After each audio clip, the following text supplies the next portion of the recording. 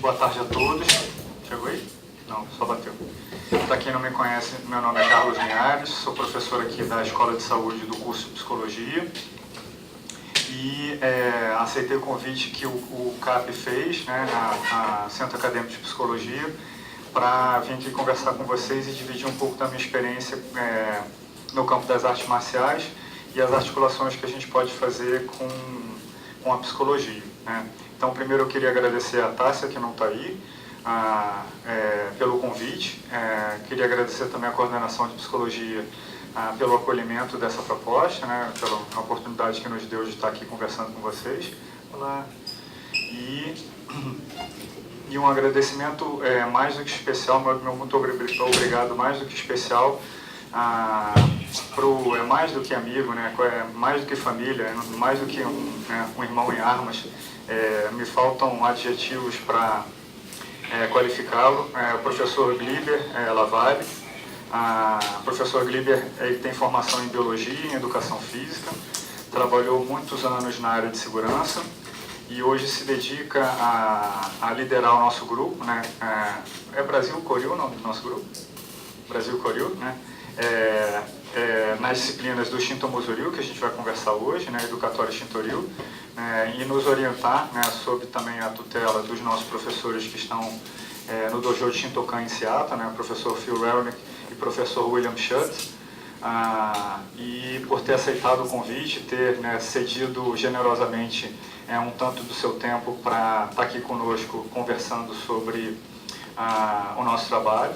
E pela primeira vez a gente conseguiu dar uma certa materialidade, né, porque, né, com a colaboração dele a gente vai poder fazer algumas aplicações, algumas demonstrações das técnicas e das articulações que a gente faz com certos aspectos mentais, né, da psicologia envolvida nas artes marciais. Então a gente vai tentar dar alguma materialidade a partir do fato de ele estar aqui com a gente poder trocar essas experiências, né, fazendo algumas demonstrações e ao final também apresentar pelo menos um resumo do nosso currículo, que é bastante extenso, como vocês vão ver, né, e conversar um pouquinho sobre, né, as interfaces, conexões possíveis de fazer entre o campo das artes marciais, né, do Budô, das artes da guerra e da psicologia também. Então, Tassinha, já fiz um agradecimento aí a você, tá registrado em ata.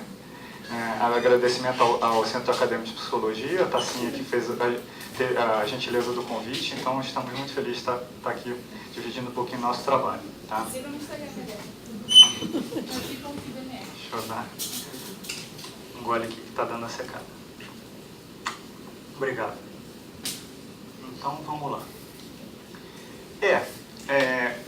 As artes marciais, o caminho da guerra, chamado Budô, né, a gente pega essa letra aqui, né, Bu, né, aqui dá para escrever, né,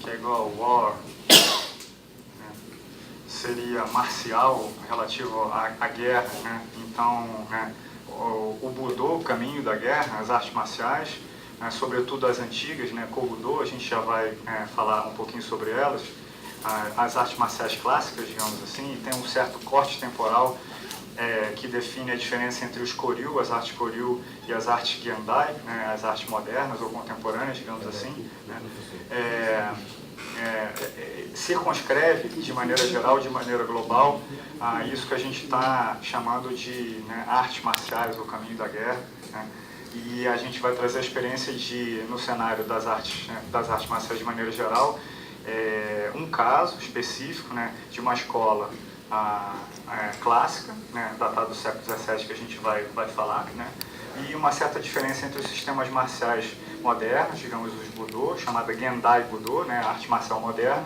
e Koryu, né, que são as artes marciais clássicas, né. Koryu ou Kobudo também é outro termo que a literatura, vocês encontram na literatura, referente agora eu posso falar do corte temporal, né, são as artes anteriores a 1868, final do século XIX, que foi a restauração do imperador Meiji. Então, até 1868, toda e qualquer escola marcial, de qualquer modalidade, qualquer natureza, eram consideradas Koryu, muito embora, a partir do século XVII, elas já começam mais ou menos a se modernizar, porque o cenário muda bastante em relação às questões sociopolíticas do Japão, né, do Japão feudal para o Japão moderno, ali, século XVII. Né? Mas a partir do ano de 1868, com a restauração do Imperador Meiji, onde o Japão se abre, né, sai do isolamento de mais, sei lá, 300, 400 anos, se abre para o Ocidente, ele começa a receber várias influências de fora, né, e há uma transição, né, das funções, né, das artes da guerra, das artes combativas, tendo em mente que o Japão feudal era, né, um país que vivia em constante estado de guerra, né. O país feudal, ele seguia à sua própria maneira um modelo sociopolítico muito parecido com o que a gente encontrava na Europa feudal, na Idade Média da Europa, né? Um sistema à sua própria maneira de suzerania e vassalagem, né? Então o que você tinha era um território dividido em feudos, né? Onde os barões, chamados daimyo, tinham, né, o poder militar, digamos assim, né? O governo era do imperador do Japão, que era uma figura intocável, mas muito parecida à rainha da Inglaterra, tinha muito mais a função simbólica, porque ele era o representante das divindades que deram origem às terras nipônicas, né, ao Japão. Então ele era uma figura intocada, mas não tinha muito poder político, né? Ele só tinha um poder simbólico, né? Mais ou menos como eu falei, a rainha da Inglaterra. Então a classe militar dos chamados samurai, né? Que não é exatamente o termo designado para, né, aqueles que praticavam a guerra, né? Que eram os bushi, na verdade, os guerreiros, né? Eram bushi, né? O samurai vem do verbo samuro, né? Aquele que serve. Então se encaixa bem nessa ideia desse modelo de suzerania e vassalagem de um senhor feudal e aquele que serve, né? Aquele que presta serviço a uma casa. Então era esse o cenário que a gente tinha que lidar. Um país em constante guerra entre os feudos, entre os barões, né? Comandados por um governo militar do chamado shogun, né? Seria um general, né? O comandante superior, o chief in command, né? do país. Um constante estado de guerra, né? Onde fazia os sistemas marciais, os sistemas de combate, né? Como tendo uma função importante, né? De mediação ou de equalização das forças, né? Nesse estado de guerra, né? Uma vez que esse cenário muda, a partir do século XVII, com o shogunato Tokugawa, né? Que foi o cara que unificou o Japão, né? Venceu, né? O chamado Warrior Period, Warrior State, né, o estado de guerra, né, ele começa a unificar e pacificar o Japão a partir do século XVII. É justamente aí que a nossa arte nasce e cresce, já num contexto geopolítico, sociopolítico um pouco diferente dos séculos anteriores, né? Então a gente vai falar um pouquinho sobre isso. Então as artes clássicas, em que pese as transformações a partir do século XVII, né, as artes Koryu, elas tinham essa finalidade, né? Por isso que elas eram tão bem protegidas, né? Quase que uma coisa secreta nas casas, nos clãs, porque tinha uma função estratégica importante. Você não poderia deixar o inimigo conhecer as suas técnicas, que configurariam uma vantagem tática, né? Se ele soubesse das suas vantagens, dos seus modos, das suas maneiras de combate. Então isso era muito bem protegido nos clãs, nas casas, né? Chamado Han em japonês, né? Então as artes Koryu, elas tinham essa finalidade. Uma vez que era um país em estado de guerra, elas tinham uma finalidade direta, objetivo direto, não muito nobre, que era bater o inimigo em combate de uma maneira rápida, limpa e eficiente, né? Então as artes eram orientadas para essa função combativa imediata, né? De eliminar o inimigo e garantir a vitória da sua casa, do seu feudo, enfim, do seu clã, né? Uma vez que o Japão é pacificado no século XVII, a partir da era Tokugawa, shogunato Tokugawa, 1715, eu acho que a Batalha de Sekigahara, que foi a grande batalha onde esse shogun Ieyasu Tokugawa, esse general, toma o poder, né, e começa a pacificar, unificar o Japão, e o estado de guerra ele é cessado. Então começa a se perder um pouco dessa função imediata combativa, né? E há necessidade de uma certa transição de funções, onde as artes clássicas antigas que tinham essa finalidade começam a mudar um pouco, né, o seu objetivo final, não deixam de ser combativas, mas a função de eliminar o inimigo começa a ser substituída como modos de desenvolvimento físico, mental, espiritual, né? E aí a transição do jutsu, né, para o do, né? Então se no Koryu como estaria abater o inimigo em combate, né?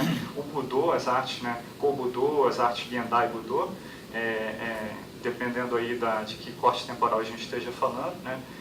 Elas começam a se transformar em instrumentos de refinamento mental e espiritual e mais contemporaneamente, modernamente, em modalidades desportivas, né? Como a gente conhece, a gente vai ver essa mudança na transição desses modelos das artes clássicas para as artes modernas, né?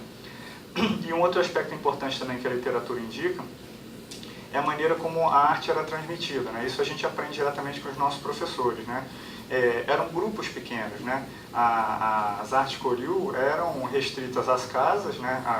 Aos feudos, né? Às famílias, digamos assim, né? Aos clãs, e era sempre o mestre da arte e os membros da casa, os membros da família e um outro chegado. Então eram grupos pequenos, né? Onde o mestre ele tinha a oportunidade de se dedicar diretamente a cada um dos alunos e a orientação técnica ela era tailored, né? Era designada, desenhada para cada aluno especificamente, né? Então era um outro tipo de contato, né? Era uma relação, tem uma expressão japonesa bonita que chama, aqui pode escrever, né? Ishin. Tem Ishin.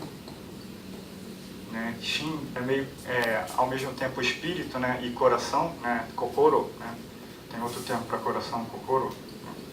Mas Ishin Denshin seria mais ou menos equivalente a uma transmissão de coração para coração, de homem para homem, uma transmissão direta, né? Quer dizer, uma transmissão direta, né? De um para um, né? Diretamente, né? O que começa a se transformar quando as artes marciais se tornam em modalidades esportivas, sobretudo quando eram apropriadas pelas forças militares, as forças de segurança, onde você tinha que, a instrução que era para 1, 2, 3, 4, 5, passa a ser para um pelotão de 20, 30, 40, 50, que você tem que começar a importar os modos militares, a militarizar a transmissão das artes marciais, que não eram assim antigamente, né?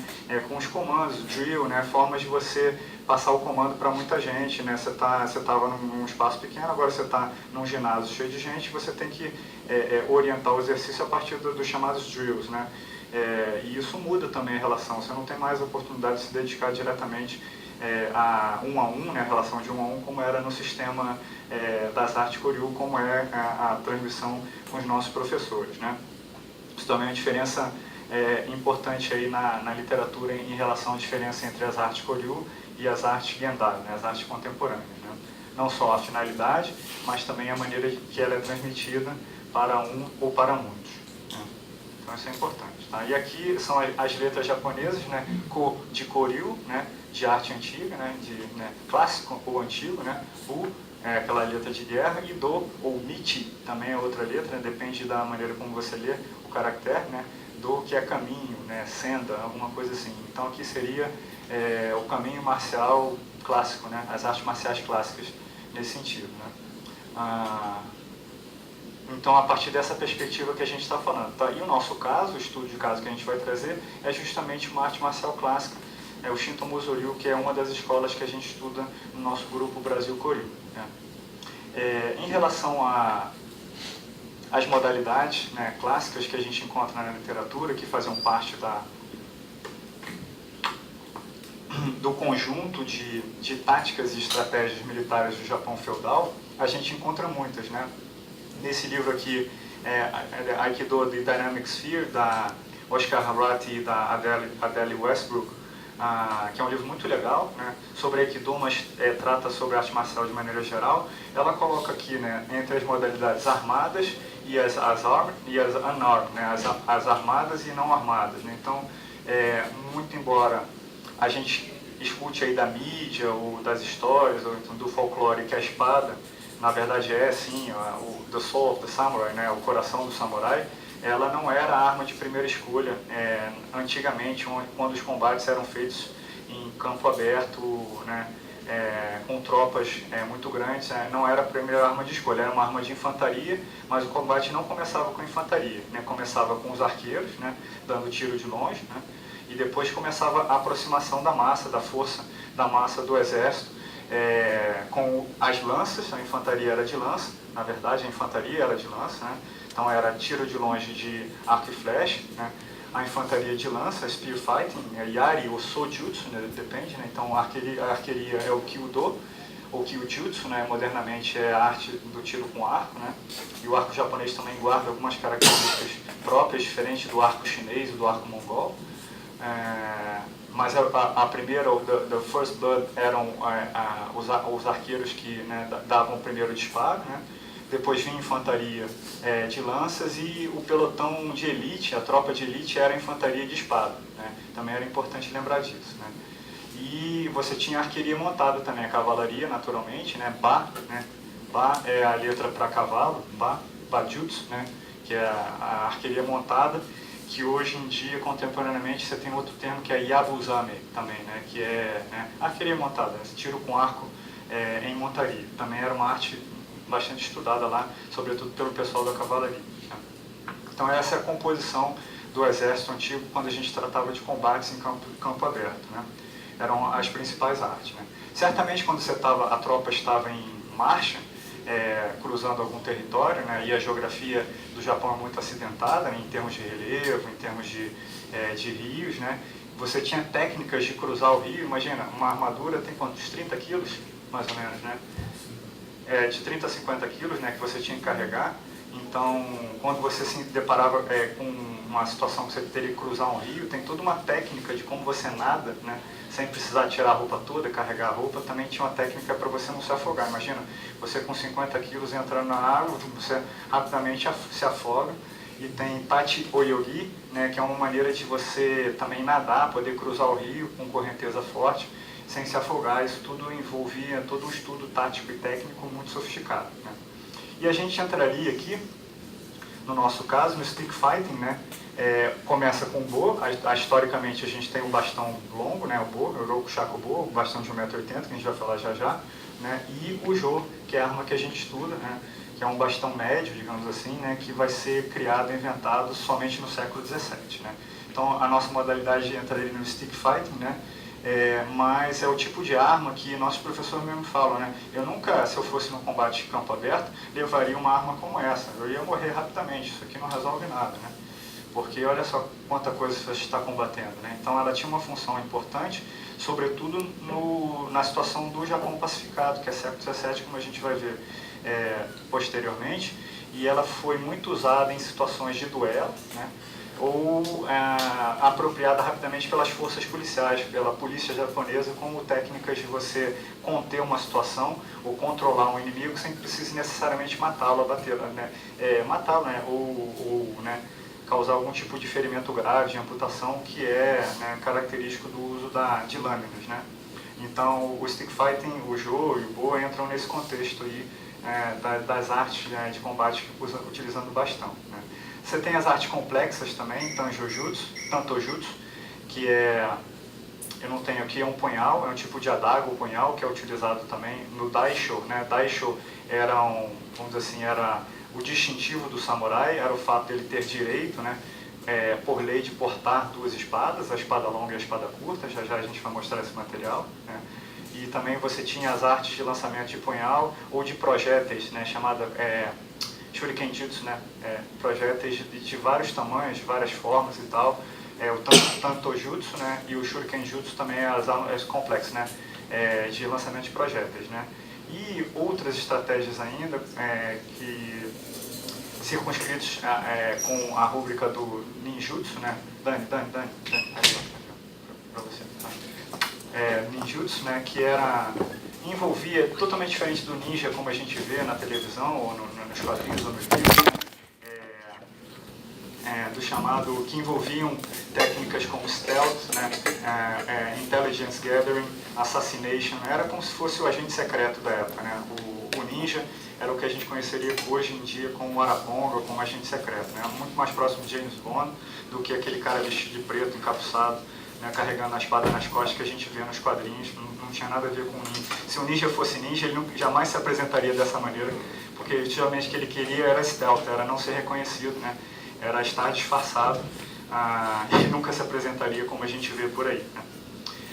Mas era uma das artes armadas que você via aí no contexto do Japão, né? Das artes que envolviam o uso de armas, né? Das artes que não envolviam o uso de armas, a gente tem o grappling primitivo, né? O sumo primitivo, né? A primeira arte de wrestling ou grappling no Japão eram os primórdios do sumô, como se fosse um sumô primitivo, chamaria Kumyuchi, né? Tem outros nomes também, né? Iawara, Kumyuchi, Tendori, né? Koshimawari, Iawara, né? Torite, né? Eram artes clássicas, né? Que eram mais ou menos artes de combate corpo a corpo, que evoluíram depois para o sumô como a gente conhece hoje, né? E as artes clássicas que também tiveram essa evolução, a transição do Jutsu para o Do, né, em relação a sistemas desarmados, né, a gente tem o Jujutsu clássico, né, a gente tem esse parentesco, nós temos esse parentesco, nós dois viemos do Jujutsu tradicional, né, tanto o Brazilian Jiu-Jitsu como o Aikido, né, e que veio modernamente as apropriações que o professor Kano, né, Kano Sensei, fez, né? Ele foi retirando aqui as especialidades dessa escola, uma escola especialidade em joelho, outra em torção, outra em projeção, em cotovelo, em mãos e tal. Ele foi tirando as partes perigosas e transformou isso numa modalidade esportiva que ele chamou da técnica suave para o caminho suave, né? Para o judô, né? Outras artes de origem chinesa, como Kenpo. Kenpo é o termo japonês para Kung Fu, né? O Xiaolin Kung Fu, Gong Fu, no Japão foi chamado de Kenpo, né? O Shorinji Kenpo. Shorinji Kenpo é o nome japonês, é uma escola de meditação que usa o karatê como uma técnica de treinar o corpo, né? E a mente, né? O Shorinji Kenpo seria o Shaolin japonês, né? O Shaolin Kung Fu japonês, né? E que vai dar origem ao karatê, né? Passando por Okinawa, né? Que se considera até uma outra etnia, eles não se consideram japoneses, mas tem uma influência forte da China, né? Então, do Kenpo, do Kung Fu Shaolin, a gente teve modernamente as escolas de combate karatê caminho da mão vazia, né? Caminho da mão vazia, né? E as escolas de Jujutsu, né? Chamada Aikijutsu, né? Elas evoluíram modernamente para o Aikido, também é uma arte que nós praticamos, mas aí já não entra nessas definições. Era arma e algumas coisas enfiadas aqui dentro, né? Era isso que caracterizava o samurai naquela época, né? E como você manejar o seu dia a dia, a sua rotina portando a arma, né? Então, a gente estuda justamente como manejar, né, um instrumento perigoso, né, que é uma espada que a gente trata, é um pedaço de madeira, mas a gente trata como se fosse uma espada de verdade, né, com todo o respeito e a boa intenção, sem se machucar, sem se cortar, né, e sem causar acidente, né, na maneira como a gente manuseia essa arma. Então a gente vai falar um pouquinho disso no momento oportuno, tá? E também depois o Tanjo, né, que é outra arma que foi criada, que a gente vai falar, que é um bastão curto, inventado a partir de influências europeias também, já a gente vai falar dele, né, quando a gente falar das outras armas, tá? Também tem uma série de técnicas desenvolvidas para essa arma. Vou deixar isso aqui assim mesmo, tá? Então, como a gente falou, a data da fundação foi no início do período Tokugawa, né? A Batalha de Sekigahara, que funda a era Tokugawa, foi em 1715, se eu não me engano, né? Batalha onde Tokugawa venceu o Hideyoshi, Toyotomi Hideyoshi, e tomou o controle do Japão, pacificou, né? Acabou o período de guerras, né? Então a gente nasce nesse contexto. O nosso fundador, o nome dele chama Muzo Gonosuke Katsuyoshi. Eu vou contar um pouquinho da história dele, né? E ela vem sendo transmitida desde então, 1640, meados do século XVII, e ela vem sendo transmitida ininterruptamente até hoje, até a 25ª geração, que foi o Takashi Shimizu Sensei, né, o 25º último grande mestre, numa linhagem direta, desde o clã Kuroda até, né, o início do século XX, que foi, Takashi Shimizu Sensei foi justamente o professor dos nossos professores, né? E depois a gente vai ver essa linhagem direitinho aí, né? Depois que Shimizu Takashi Sensei morreu, o nosso sistema também de graduação é um pouco diferente do sistema que a gente conhece modernamente de Kyudan, né? Faixa branca, faixa colorida e faixa preta, né? A gente não trabalha com esse sistema de graduação, e depois da morte a gente trabalha com um sistema Menkyo, né? São certificações, são licenças, certificações que você ganha a partir de scrolls, de pergaminhos, né? Que vai do mais baixo ao mais alto, e o nível mais alto é justamente o Menkyo Kaiden, né? Que é o mestre da arte, né? Nada mais aprender com o mestre, né? E depois que o Shimizu Sensei morreu, a gente tem vários Menkyo Kaiden, hoje mais do que a gente esperava até, né?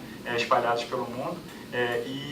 que interagem, são independentes, interagem apenas eventualmente, né, dependendo da escola. A gente tem a escola europeia, a escola pan-americana que a gente faz parte, tem a escola da Australásia, tem a escola japonesa, e esses grupos interagem eventualmente de forma independente, né? E nós somos ligados ao professor Phil Sensei, que é aluno direto de Miyu Sensei, também Nijioka Sensei, e nós somos ligados, portanto, à linhagem pan-americana, né? Shintomozo Ryu das Américas, né? Mas também tendo a sorte, o privilégio de nos conectar diretamente com a instrução, tal como foi dada pelo Shimi Sensei, o 20º grande mestre da arte. Shintomozo Ryu Jodo, né? O que quer dizer esse nome comprido, né? Shindo, né? Ou Shinto, né? Shin é aquele mesmo caractere ali do Ishin Danshin, né? Shin, espírito, né? Shinto, então Shinto é the way of the gods, né? Dado pelos deuses. A gente vai contar um pouquinho dessa história, né? Porque ele é fruto de uma experiência de iluminação, né? Uma experiência de, me fugiu o nome agora, uma epifania do nosso fundador, né? Esse é o nome que eu estava procurando, né? Que teve uma visão, e a partir dessa visão ele constrói, ele modaliza uma arma nova, né? Então, Shindo justamente diz respeito a essa visão, né? Que ele teve a partir dos kami, das divindades, né? Que trouxeram uma mensagem para ele, e a partir dessa mensagem ele consegue pensar uma outra arma, né? A gente vai chegar já nessa história, né? Shindo Muso, Shindo Muso, né? Que a letra são as letras do primeiro nome dele, Muso Konosuke, né? Ryu, né, que é estilo ou escola, né? Jo, que é a nossa arma, do caminho, né?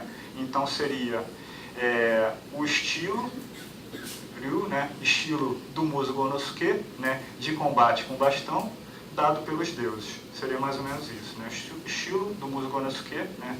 De combate com bastão, enviado, né? Transmitido, informado pelos deuses, né? Esse seria o nome, né, a tradução literal da nossa escola. Shintomozo Ryu Jodo ou Shintomozo Ryu Jojutsu, depende se você está falando da diferença entre Jutsu e Do, que a gente tentou recortar inicialmente, né? Então essa é a origem do termo, né? Mas como é que o cara chegou nessa experiência, nessa epifania, nessa visão que ele teve, né?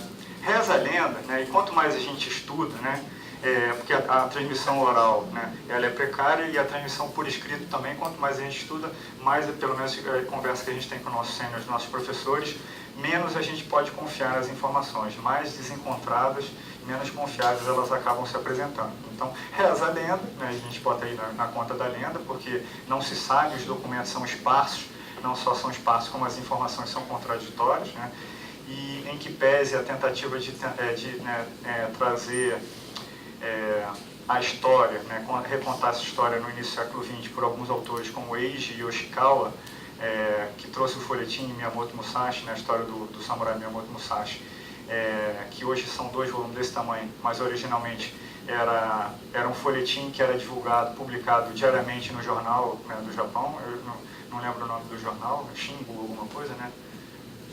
Shinbu alguma coisa, é um jornal, tipo o jornal do Globo, Jornal do Brasil, do Japão. Era como se fosse uma novela que era publicada diariamente, então, portanto, totalmente romantizada, cheia de imprecisões, né, uma carga dramática maior do que a realidade demonstrava, então torna ainda mais difícil a gente conseguir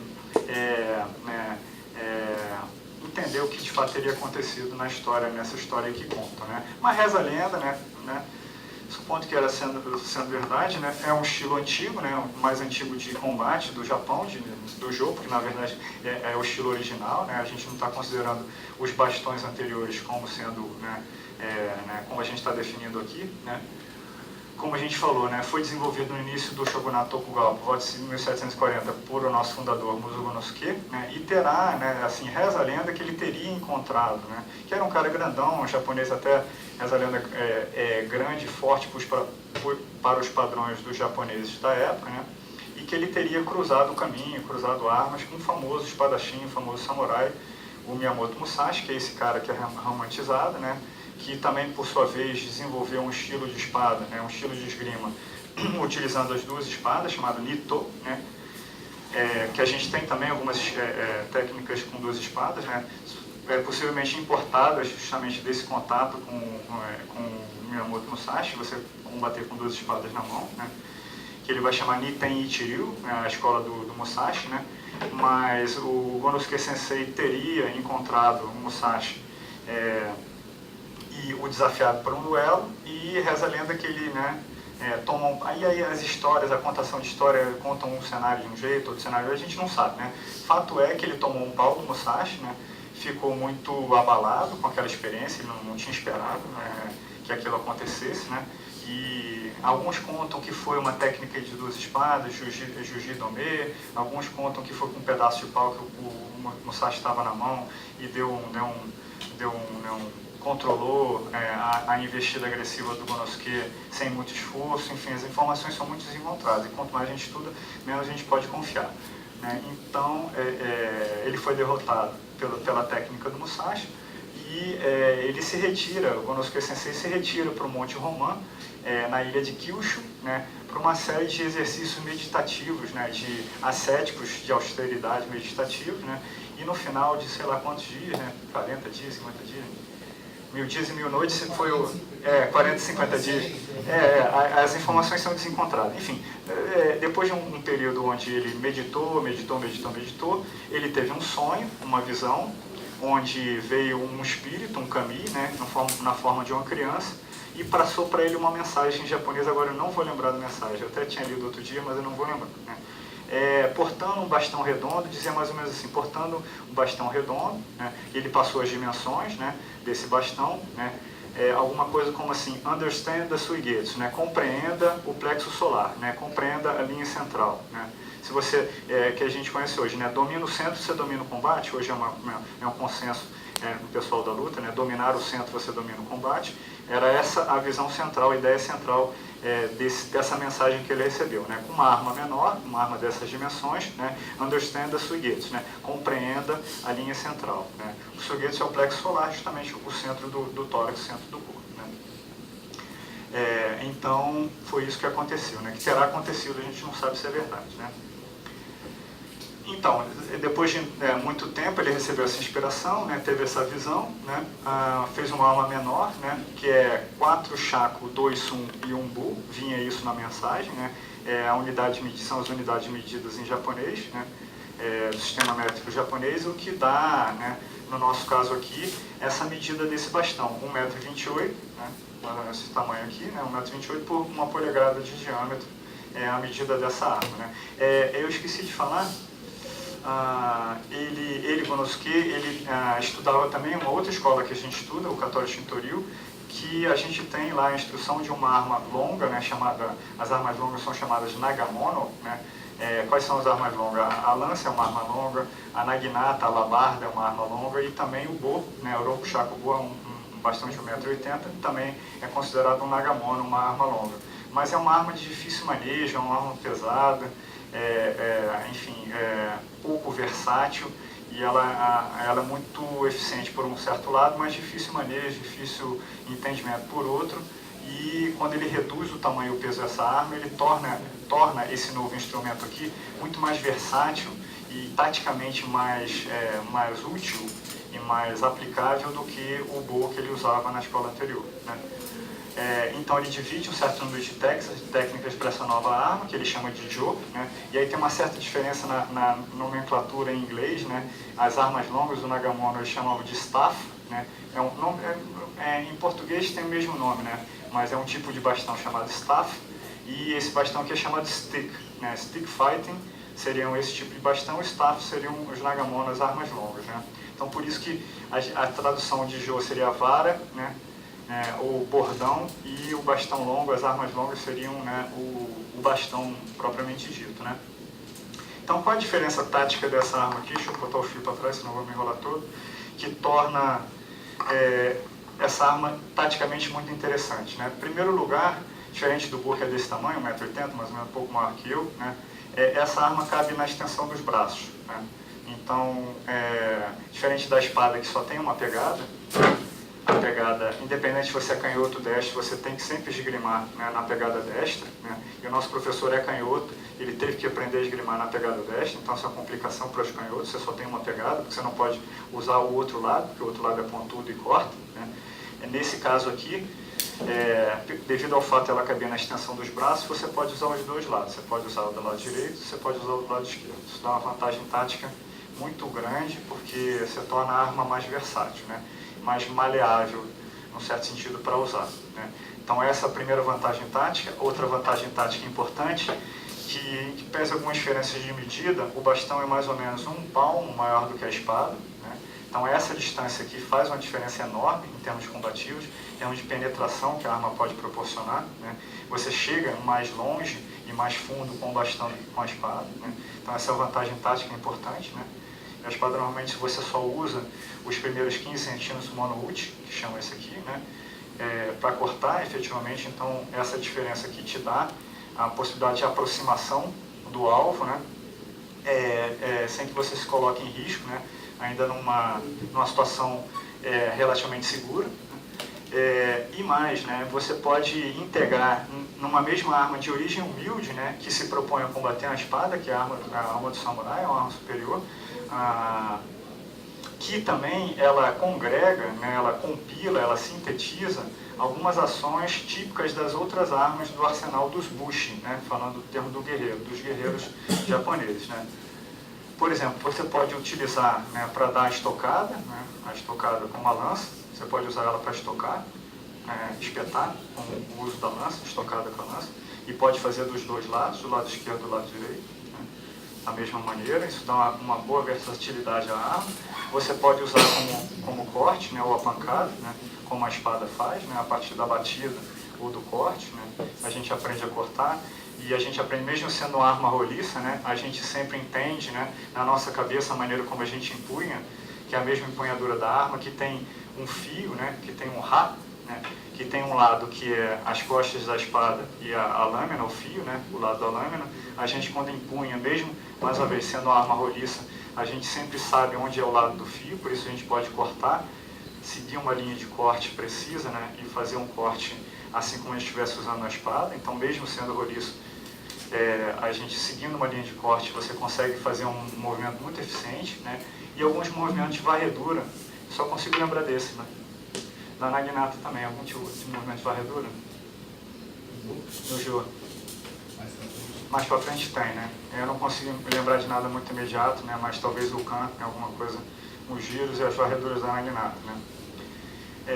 Então, o Jojutsu, né, essa nossa escola, ele consegue, de uma maneira genial, né, a partir de uma arma de uma origem simples, que você pode carregar como um cajado, né, como alguma coisa sem muita pretensão, ela consegue, né, ela se pretende e consegue, com muito sucesso, derrotar, ou pelo menos neutralizar, as investidas de uma arma superior como uma espada de aço, que envolve lâmina, corte, etc, etc. Por isso, ela se torna muito eficiente e muito interessante, mais uma vez, para as forças de segurança, que você poderia conter ou controlar um inimigo, alguém que está fazendo uma arruaça, algum bandido, algum delinquente, sem que precise necessariamente matá-lo, mutilá-lo. Você consegue controlar enquanto o seu amigo vem e amarra ele, algema ele, etc, etc.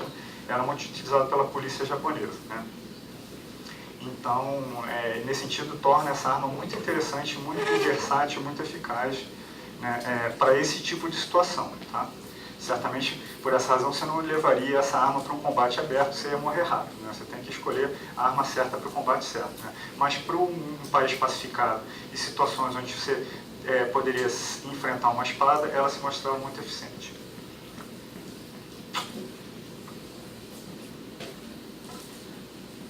Aí tem o livro, esse é a capa do livro de um inglês chamado Michael Finn, né?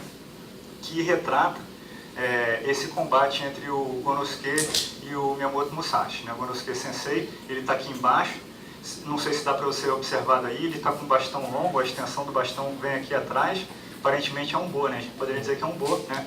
E o Miyamoto Musashi com as duas espadas Nito seria uma representação, né, pictográfica aí do combate entre o Miyamoto Musashi e o Gonosuke, e é a capa do livro do Michael Finn, um cara meio mais ou menos, né? É um livro informativo, mas com algumas imprecisões, né? ou muito restrito, talvez não em 11 precisões, mas muito restrito, porque mostra um jodô moderno, né, o Seitei Jodô, não como a gente estuda, mas modernamente ele é concebido, né? Mas pelo menos para vocês terem uma impressão visual de quem era o Gunosuke Sensei e de quem era o Miyamoto Musashi, né? Nas gravuras, nas representações da época. Tudo bem até aí, gente? Tá dando para comparar ou tá muito maluco? Tá mais maluco do que já é, né? Eu sei que o negócio é doido, tá? Mas tenta deixar não tão doido, né? Bem, esse é o Shimizu Takahashi Sensei, né? O 25º grande mestre da nossa escola, né? É importante dizer, antes da gente chegar no Shimizu Sensei, o que aconteceu? O Gunosuke cria essa arma, desenvolve certas técnicas, né? Aí a gente não sabe se é verdade ou não, aí que as coisas ficam mais complicadas, mais obscuras, né? Teria chamado o Miyamoto Musashi para um rematch, né? Para uma revanche, e aí as fontes são dispersas. Tem gente que diz que ele ganhou, né? Que ele levou a forra que ele ganhou, outros dizem que foi um empate, né? Foi um even, né? Um standoff lá, um certo empate. Enfim, a gente não sabe muito bem, mas depois desse incidente, se ele houve ou não, a gente não sabe, né? Mas o Gunosuke Sensei foi contratado como um retainer, né?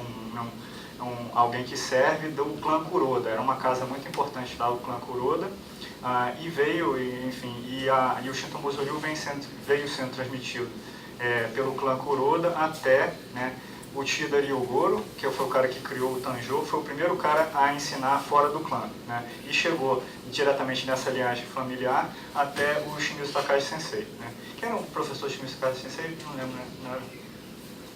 Tem um nome lá, não vão lembrar, né? É ele mesmo, né? Não vou lembrar, né? E tal. E o Otofuji, né? Sensei do estilo de Kyushu, né? Shimizu Takahashi de Tóquio. Acho que era o Otofuji Kyushu, né? Era isso, né? Bem, enfim, ele foi o 25º grande mestre, seguindo, né, desde o século XVII, essa linhagem familiar por dentro do clã Kuroda, né? E os nossos professores, o Phil Elnick, ele teve a oportunidade de treinar, né? O Phil Elnick Sensei é americano, morou 40 anos no Japão, né? Ele esteve no Japão pela primeira vez, eu acho, pelas atividades na Força Aérea, né? Servindo a Força Aérea, né? E depois retorna, né? Para morar e trabalhar, né? E conheceu o Don Draeger Sensei, não sei se já ouviram falar nesse nome. Draeger Sensei foi um ocidental americano também muito importante em abrir as portas das artes marciais tradicionais para o Ocidente, né? E o Phil Sensei conheceu o Draeger Sensei, foi o Draeger Sensei que pegou ele pela mãozinha e levou até o Shimizu Sensei, e os dois, Otake Sensei Katori Shintoryu, e o Shimizu Sensei no Shinto Muzuryu, são as duas artes que ele treina, que ele ensina pra gente, que a gente tem a oportunidade de treinar com ele. O Nishoka Sensei é sênior do Phil Sensei, né? Sênior, então tá certo aqui. O Nishoka Sensei, né? Com o Shimizu Sensei, né? Então, esse é o Nishoka Sensei, né? Também meio que bem falecido, acho que ele faleceu tem uns 2, 3 anos, 2014, né? Sênior do Phil Sensei e também professor do nosso professor de Aikido, o mestre Shitano Shikanai, nosso professor de Aikido, que fica aqui o registro, foi a pessoa que abriu de fato as portas pra gente, para o Jodô e depois para o Katori Shintoryu, e a gente só tem a oportunidade de estar aqui hoje pelo esforço desbravador, pioneiro do Shikanai Sensei, que, insatisfeito com o desenvolvimento do Aikido contemporâneo, volta às artes clássicas, volta à tradição, à força da coisa combativa, né, da força das artes combativas originais, para redesenhar, reconfigurar, né, o Aikido contemporâneo, resgatando essa função combativa que ele teria perdido ao longo das décadas do seu desenvolvimento, né. Então, Nishoka Sensei esteve no Brasil 2 vezes, né? 3 vezes, né? 99, né? 9 e 2006. E eu perdi todas elas. 2006, quando eu ia conhecer, eu fiquei doente, perdi a oportunidade, nunca tive oportunidade de treinar com ele, né? Mas o Gliber já treinou e tal, conheceu ele diretamente. É uma pessoa fantástica. Eu só conheci por histórias, mas quem teve a oportunidade de conhecê-lo e treinar com ele sabe do gênio, do espírito nobre e evoluído do Nishoka Sensei, né? a gente acaba nessa linhagem, né, nos conectando aí diretamente ao professor Phil Sensei, esse senhor aqui, né, e agora o Phil Sensei de 1938, ele está com 82 anos agora, 82, né? 82. Então já está com a idade avançada e já está começando a preparar seus substitutos. O nosso professor atual continua sendo o Phil Sensei, mas a gente recebe orientação também do William Schutt, que é Menkyo Kaiben, né? É um cara novo, extremamente talentoso, já com Menkyo Kaiben, já é mestre da arte, e a gente segue a linhagem, essa linhagem Shimizu Sensei, Nishoka Sensei, Phil Sensei, o Will Schutt Sensei, que vem todo ano, pelo menos alternadamente 1 ou 2 vezes por ano, ou a gente vai lá a Seattle, treinar com eles a cada quando em quando, né? A gente teve lá ano passado, eu e o Gliber estivemos lá ano passado, para comemorar os 80 anos do... Quando foi ano passado? 2 anos atrás, né? Nossa, como passa rápido, né? Foi 2018? Foi 18, né? 80 anos, né? 80 anos, 18. 2017? Não, tem isso tudo não? Tem, Então tá, você está dizendo, eu acredito, tá? 18, né? 18. Então, foi ano passado, né? E esse cara de barba aqui sou eu, né? Que eu também trabalho dobrado lá, normalmente eu sou o tradutor dos eventos também, então por isso que eu apareci de papagaio de pirata nessa foto aí. No Dojo-en, que é um dojo lá em Belo Horizonte, da Vanessa Campos, nossa colega também, Shintomuzo Ryu, que tem um espaço lindo lá em Nova Lima, no alto um condomínio muito bonito chamado Jardins de Petrópolis, parece Petrópolis mesmo, né, porque é no alto da serra, um dojo no meio do mato, muito bonito, que cedia de quando em quando esse e outros eventos lá em Belo Horizonte, né. Então esse aí eu não lembro que ano que foi isso, acho que foi o ano que ele deu os pergaminhos para todo mundo. O último ano, né? 2015. Eu acho que foi 14 ou 15, né? Por aí, né?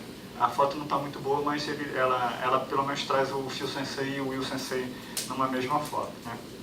Esses são os nossos professores. Bom, a gente falou que a arma central é o Jo, né, é o bastão, né, e a gente ainda tem, né, como especialização da esgrima o Kenjutsu, né, Odachi e Kodachi, lâmina curta e lâmina longa, mas a partir do século XVII, à medida que a arte foi evoluindo, outros estilos foram sendo incorporados na nossa escola, tá? Então acaba que a gente não estuda só espada e bastão, né? A gente estuda, à medida que a gente vai avançando no programa, que é extenso, são 64 técnicas divididas em 8 séries. Não são 4 séries, né? O Motechudan, Kage e Oku, né? Oku. O currículo antigo, né? São 4 séries, 64 técnicas e tal. Depende se a gente está falando do currículo moderno ou currículo antigo. Mas outras artes foram sendo incorporadas na nossa escola, são chamadas Fusoku Ryuha, né? Estilos agregados, related arts, né? Artes relacionadas que a gente acaba também aprendendo à medida que o programa avança. A gente vai passando as séries e a gente vai sendo introduzido nas outras artes, né? Então a gente começa pelo Shintomuzo Ryu, né, Jodô, né, criado pelo Gonosuke Sensei, né? O Shida-ryu Goro, né, quando ele sai de Kyushu e vai para Tóquio ensinar o Shintomuzo Ryu, ele acaba sendo influenciado pelas artes europeias, né, o stick fighting e as artes europeias como o savate, as escolas inglesas e francesas de combate que usavam bengala, né? Então eles são influenciados pelo uso da bengala em combate, né? Então ele cria, né, um bastão menor chamado Tanjo, que simula como se estivesse passeando com a bengalinha, senhorzinho bengalinha, e é uma arte extremamente contundente. A gente vai tentar demonstrar a série que a gente tem do Shida-ryu Tanjojutsu, são 12 técnicas também, extremamente violenta e agressiva, e está um excelente instrumento de defesa pessoal, travestido, né, escondido no formato de uma bengala, né, que é o Tanjo, né. A espada, o Shintoryu Kenjutsu, foi o próprio Konosuke que desenvolveu o Shintoryu Kenjutsu, não? Eu não lembro mais, né? Não, né, foi outra pessoa, né? Foi importado, mas são 12 técnicas que envolvem o estudo de lâmina longa e lâmina curta, e as duas não, né? As duas, né? Lâmina curta não, né? Tem também, né? Longa e curta, né? Porque eu não terminei essa série, eu estou mais ou menos no meio do caminho, né? A série da espada, né? A gente não teve oportunidade de trazer, infelizmente, mas era o Ishinryu Kusarigama Jutsu, que é uma arma daquele complexo que a gente viu lá atrás. é uma arma extremamente complexa, extremamente flexível, de difícil manejo também, que é uma foice, a gente já vai mostrar já já, com uma corrente, uma bola de ferro, uma bola de ferro na outra extremidade, que servia para você enrolar a lâmina e trazer o oponente para perto e cortá-lo com a foice, né, com a lâmina. A gente vai ver já já, né. O jite, que é como se fosse um cacetete, é uma arma típica da polícia japonesa, né? Cacetete que tem uma lingueta, onde você também tentava prender a lâmina da espada e né, arrancar, quebrar a pegada, né? Estourar a pegada da espada. A partir do uso desse cacetete, né? Seria um porrete, um cacetete, uma arma assim, chamada jite. Também a gente tem uma série de jite também, que é utilizada com leque, né? Alguma coisa que representasse um leque. O tessen é aquele leque de metal, que fazia parte da indumentária dos bushi também, né? E uma arte que está se perdendo, ou se é que já não se perdeu também, o Itatsuri Hojo Jutsu, Hojo, que era uma corda, né? Normalmente, quando o samurai ia para vestir a armadura, ele vestia na cintura uma corda para aumentar a proteção aqui nos órgãos vitais, e essa corda era utilizada para várias finalidades, sobretudo quando você precisava conter, né, amarrar alguém, ela era utilizada para essa finalidade. Então tem toda uma técnica, uma escola, né, de como você imobiliza, né, você amarra um inimigo, considerando os diferentes estratos sociais, né, que aquela pessoa era inserida, ela tinha o direito a ser amarrada de uma maneira e não de outra, né. Mas era uma coisa estrita das forças policiais. A última pessoa que ensinava, conhecia essa técnica a fundo era o Kaminoda Sensei, né. Como é Kaminoda, né? Esqueci o primeiro nome dele, né? Kaminoda Sensei, que era um policial, né? Que faz parte da Federação Japonesa de Kendo e que também faleceu recentemente, e cada um desses mestres que falece é uma parte da escola que se perde, né? Hoje a gente não sabe se tem alguém que ensine só na polícia, né? Muito restrita à polícia, né? E depois o que o nosso professor fala, depois que inventou a algema e aquele lacre de plástico, perdeu a função, não vai ficar 2 horas amarrando o cara, que você chega lá e grampeia ele e pronto, acabou, entendeu? Não faz sentido, né? Então as coisas acabaram sendo pouco práticas e rapidamente substituídas, mas é parte da escola que morre, que se perde, né, quando uma geração dessa vai embora, né? Então, olha só quanta coisa que a gente tem que estudar. Parece que não dá tempo, né? E a gente anda e o horizonte continua longe, né? Parece que a gente não chega a lugar nenhum, né? Mas a gente continua tentando. Que não só depois que a gente passa o jogo, a gente vai sendo introduzido a essas armas e parece que não acaba não. Parece que no espaço de uma vida não vai dar. De fato não vai dar, mas a gente tenta ir o mais longe que a gente puder, né? Esses são os Fuzoku, né? Esse é o Tanjô. Eu retirei essas informações do livro do professor da escola europeia, o Pascal Krieger Sensei, né? E aí a gente tem a gente vai ter o ponto dessa vez de fazer algumas demonstrações, mas a foto para dar alguma materialidade. Esse seria o Tanjô, né? E as letras chinesas também são muito bonitas, né? Os kanji para cada uma dessas técnicas. Tanjô, né? Tanjô, Jutsu, né? Esse seria o Tanjô. Esse bastão curto que a gente mostrou, né? Que veio originário do Suteki Jutsu, né? Suteki Jutsu, que a palavra japonesa para stick, né? Suteki, né? Stick vira Suteki, né? Então, técnicas do bastão, né? Suteki Jutsu virou o Tanjô. O Kenjutsu, né? O Shintoryu Kenjutsu, né? Aqui usando 2 lâminas, é a técnica que a gente usa 2 lâminas. Infelizmente essa eu ainda não tenho, não vai dar para mostrar. O Kusarigama Jutsu, né? Kusarigama, uma das técnicas que você projeta a bola e tem que acertar na cabeça, né? É sempre uma emoção, se vai acertar, né? Então normalmente acerta, né? Acerta a bola de ferro na cabeça.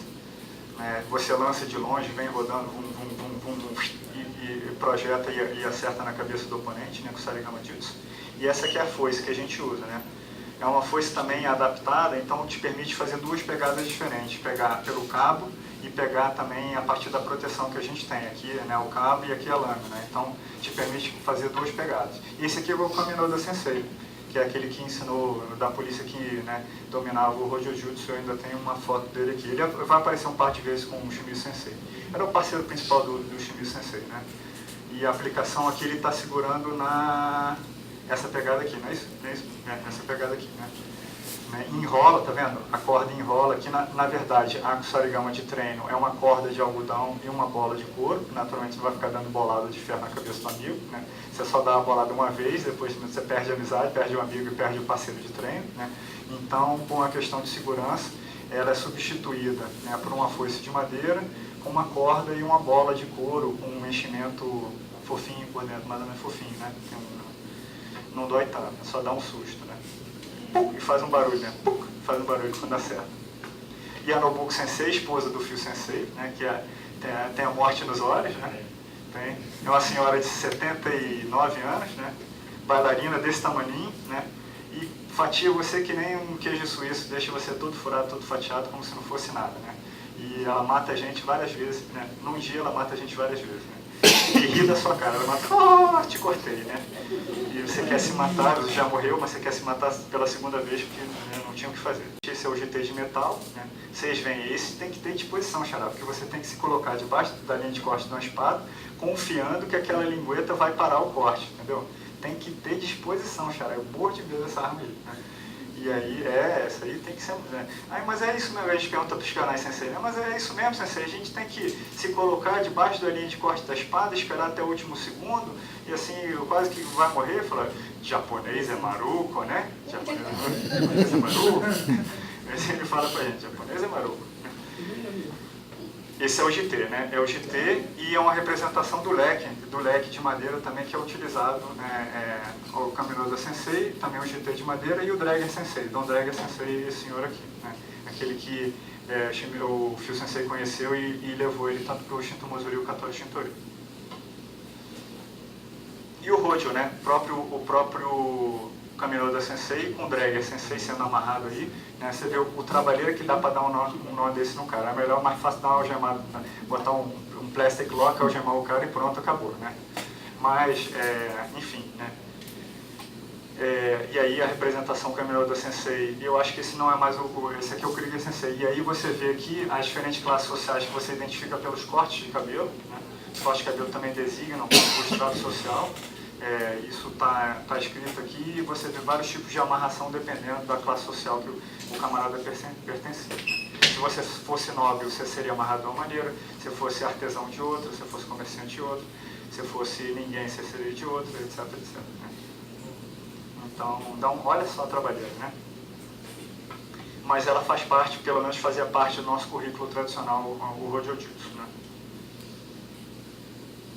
Enfim, né, entrando na... Bom, essa foi uma apresentação geral, né, do campo, né, do horizonte das artes marciais do Budô e como o Shinto Muzuryu entra nesse cenário aí, né, e como a gente começa a falar do ponto de vista do trabalho que a gente faz no estudo da arte, que envolve 3 componentes e isso que torna o Shinto Muzuryu uma escola completa em termos educacionais, né, que fornece treinamento para o corpo, para a mente e para o espírito, né? Por isso que ela é uma arte marcial completa. Então, no sentido físico, né, a primeira coisa que a gente aprende, né, é o princípio de Kikentai no Ichi, né? O que é Kikentai no Ichi? Né? É tudo junto de uma vez só. Ki, energia, né? Ken, a arma, né? A gente está pensando bastão, mas poderia ser qualquer coisa, né? A espada, a gente pensa a espada, mas poderia ser qualquer coisa, né? Kikentai, corpo, no Ichi, né, comum, né, chegando toda vez só. É um exercício de coordenação, né, não é a arma e primeiro e o corpo e depois, ou o corpo e primeiro e a arma e depois, é todo mundo chegar junto, né, corpo, intenção e arma, todo mundo chegando junto de uma vez só, né, essa coordenação arma e corpo, onde você tem que integrar, né, o seu corpo, a sua arma e a sua intenção como se fosse como se fosse uma coisa só. Então, o aspecto físico, a gente sempre deve se preocupar em encaixar o movimento, respeitando esse princípio Kikentai no Ichi, né? Tudo junto como um. Né? E as formas que a gente tem de estudar isso são a partir dos movimentos básicos, chamado Kihon. Né? Shimizu Sensei desenvolveu 12 movimentos básicos, né? Como educativos, né? Preparatórios para as técnicas que vão vir adiante, que são, na verdade, como está dizendo aí, exercícios de educação, né? De você acostumar a arma com o corpo, né? Acostumar a arma com o corpo a diferentes tipos de pegada, diferentes tipos de postura, de movimento que a gente tem, né?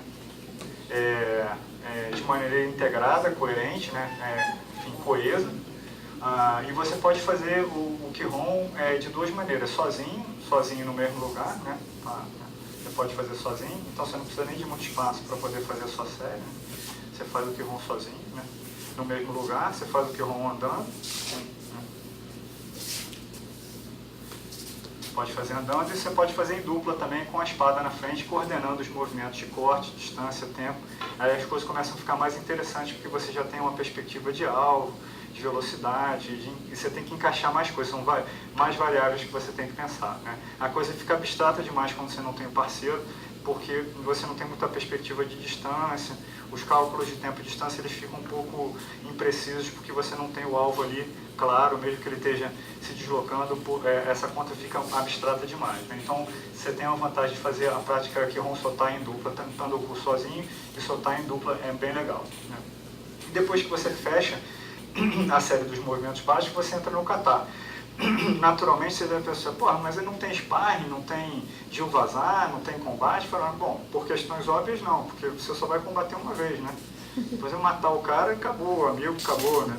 Então, por questões de segurança, de você treinar, tornar o treinamento viável, né? Tudo acontece pelas formas de luta pelo kata. No karatê não tem kata, né? Outras artes não tem kata, o Shinto Musori também tem kata, né? E na verdade os katas são o quê? São situações simuladas de combate, né? Um combate simulado, né? Situações combativas que prevêem vários cenários diferentes, né? Onde cada um tem o seu papel, cada um tem a sua função e tudo tem que ser cumprido à risca, né? Por questões de segurança, né? Tem o que a gente chama de yakusoku, né? Que é como se fosse um agreement, um acordo, né? Onde eu não te machuco e você não me machuca, né? Se você me machucar, eu posso te machucar. Então, então a gente tem que se respeitar, você não pode atropelar o movimento, você não pode atropelar o passo, você não pode mudar o kata, não pode brincar de pegadinha, te peguei, porque o risco é enorme, né, de ter algum acidente. Os acidentes acontecem, por mais que a gente tente controlar as variáveis e trabalhar com a margem extensa de risco, os acidentes acontecem. Por isso que o estudo do kata tem que ser executado de maneira rigorosa, né, para que você minimize os riscos de acidente, né. Então são formas pré-estabelecidas que simulam a cena de combate, né? Então não é um combate em si, né? Você não está trocando porrada ali de verdade, mas a gente está treinando como lutar. Isso que é assim que nossos professores explicam, né?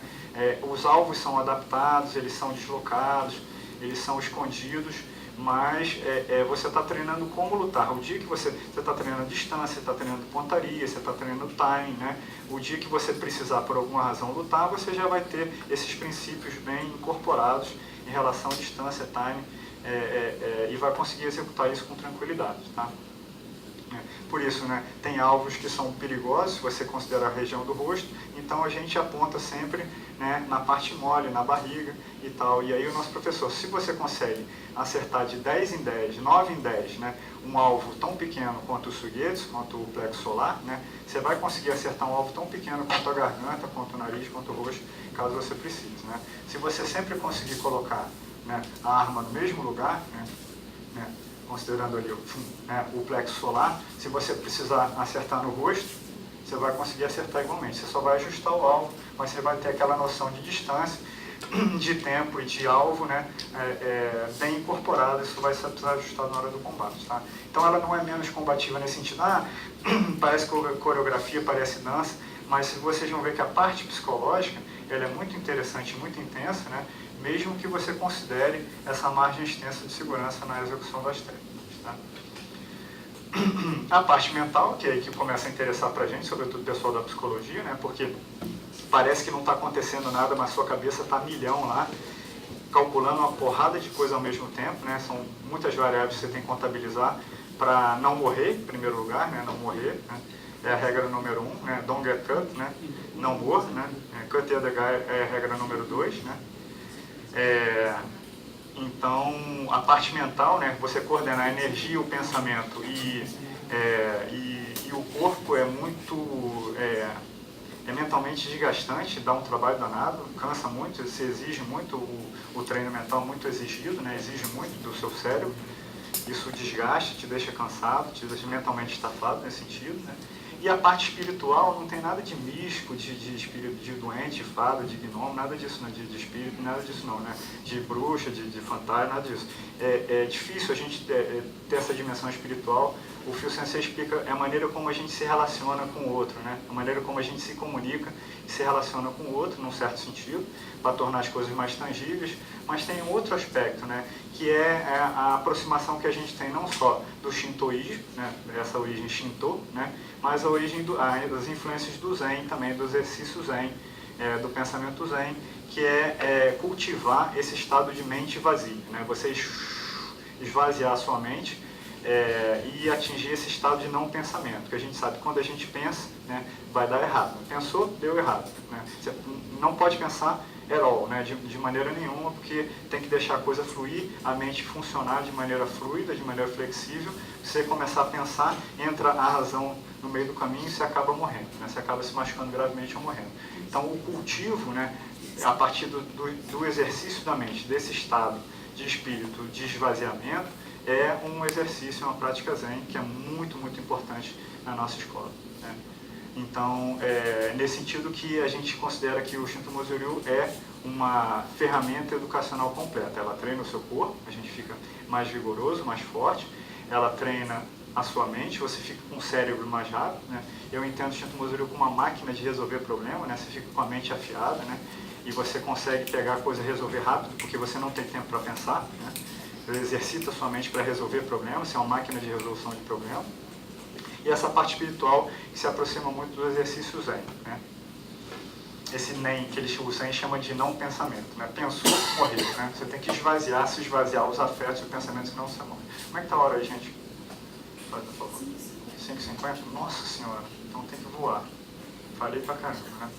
Então vou andar um pouquinho mais rápido. A gente tem até 6h30, tem 40 minutos, tudo bem, né? Então vou dar uma corridinha aqui, tá? Para entrar na parte que interessa aqui pra gente, tá? A gente só tem mais 40 minutos. Então, falando dessa parte espiritual, né, desse estado de espírito, né, o que a gente tem quando a gente começa a estudar o Shinto Mozoryu, né? Isso é comum para todas as artes marciais, mas a gente pode trazer para o nosso caso particular o Shinto Mozoryu, né? O que você precisa para começar o Shinto Mozoryu? Primeiro, cabeça aberta, uma mente flexível, né? Esses são princípios, né, fundamentos psicológicos, dizendo assim, a gente já traz a coisa mais para a nossa área, né? Das artes marciais em geral, que são mais verdade ainda quando a gente está treinando Shinto Mozoryu, né? Junanchin é um conceito fundamental, essa mente flexível, mente maleável, né? O Ju é a mesma letra do Jiu-Jitsu, né? Ou do Judô, né? Flexível, né? Suave, né? Flexível. Suave é o mesmo caractere, como você está vendo ali, né? Nanchin, né? Nan e Shin é o mesmo espírito do Shin, do espírito ou mente ali que a gente viu, né? Então, né, isso está lá no livro do Krieger Sensei. Os princípios são verdades universais e muitas são as sementes cultivadas na senda do caminho, né? Se as sementes caírem em solo árido, elas nunca brotarão. Então é de suma importância preparar o terreno, preparar o solo, né, quando se inicia o estudo de uma arte marcial clássica, né? Você tem que abrir a cabeça, não tem jeito, entendeu? Você tem que se disponibilizar a suportar aquele treinamento árduo, né, aquela disciplina rígida para poder chegar, né, para poder brotar, frutificar aquela semente que você planta, ter terreno para aquilo brotar, frutificar. Então o que a gente precisa? Precisa de paciência, né? Paciência, muita paciência. Tá uma merda, vai continuar uma merda e vai ser uma merda durante muito tempo, você acha que não vai andar, e aí o professor olha, tá uma merda, volta para lá, fica de castigo, né, assim, é um sufoco danado, você acha que não, vou largar essa porra para lá e tal, mas tem que ter confiança. Aí você confia, né, que acredita que uma hora vai melhorar, aí melhora um pouquinho, aí piora de novo, melhora um pouquinho, mas a gente vai insistindo, né?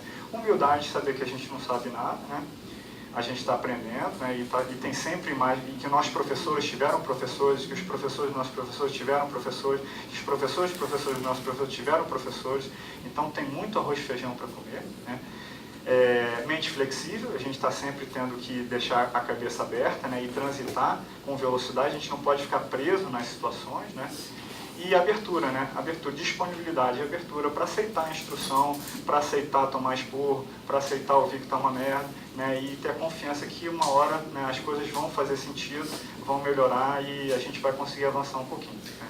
Então, esse espírito, né, essa mente flexível, essa mente aberta é o ponto de saída aí quando a gente quer estudar uma arte marcial clássica. Né? Zanshin é muito legal, né? É um termo difícil de tradução, né? Não tem um termo preciso nem em inglês nem em português. Seria a state of awareness, né? Ao mesmo tempo um estado de alerta, né? Ou de consciência, estar cônscio, estar alerta da situação ou do entorno, né? Ou você abandonar, você deixar para trás, né? O que passou, passou, o que vale é aquilo que está comparecendo naquele momento, né? Um espírito, né? Que considera aquilo que está acontecendo naquele momento. Né? Shikanai Sensei também costuma dizer a técnica acaba, mas ela não acaba. Né? Você finaliza a técnica, mas a energia continua ali presente, projetada, você não abandona, né? Você não abandona a técnica, não abandona a energia, fica ali projetado com muita força. Né? Isso é importante. Né? E a gente pode pegar o Zanshin por dois aspectos. Né? O aspecto externo, que é a atenção concentrada nos olhos, né? A posição do corpo do adversário, deve ser direta e firme, e deve haver observação meticulosa das distâncias. Né? Um bom Kiai, né? Bom controle do movimento e um timing apropriado, a gente vai ver isso no Uriai mais na frente. Né? E internamente é um processo de eliminação, né? Aí que vem aquele estado, aquele cultivo do NEM, né? Do não-mente, de eliminação até que você se esvazie completamente. Obrigado, tudo de bom, cara. Né? A atitude de alguém que está fisicamente em alerta, né, e a mente está totalmente vazia. Né? Dessa maneira você fica receptivo, né, ao mais sutil sinal. Olha a escuta neutra do Freud aí, quem fez as aulas de psicanálise. Né? É exatamente a escuta neutra do Freud, né? A atenção flutuante e a escuta neutra a gente traduz aí do princípio do Zanshin. Né? Quando a técnica acaba, né, você dá o último corte, né, você não abandona e vai embora. Né? Então você larga a técnica para lá, você fica lá, você mantém lá. Né? Clica, ajuda aqui, por favor. Vou tentar demonstrar aqui.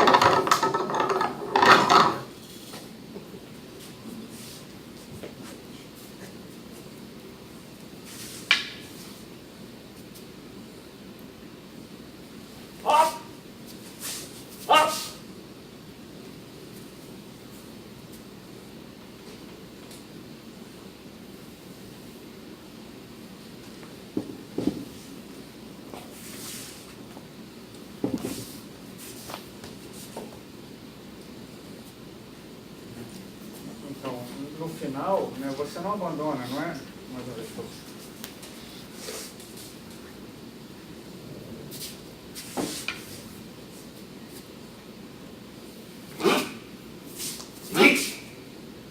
Não pega e vai embora, né? Ele está com a arma me ameaçando, né? Então é muito importante que eu controle o movimento até o final.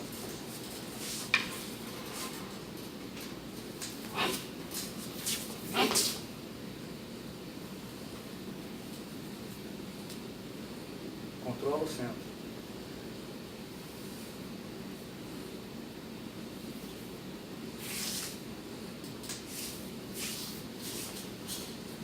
Sempre lembrar que tem uma ameaça iminente ali e a gente tem que controlar o movimento até o final, assegurando que a espada desiste, né? E aí a gente consegue finalizar o movimento com segurança. Então, esse aspecto do Zanshin é muito importante nesse sentido.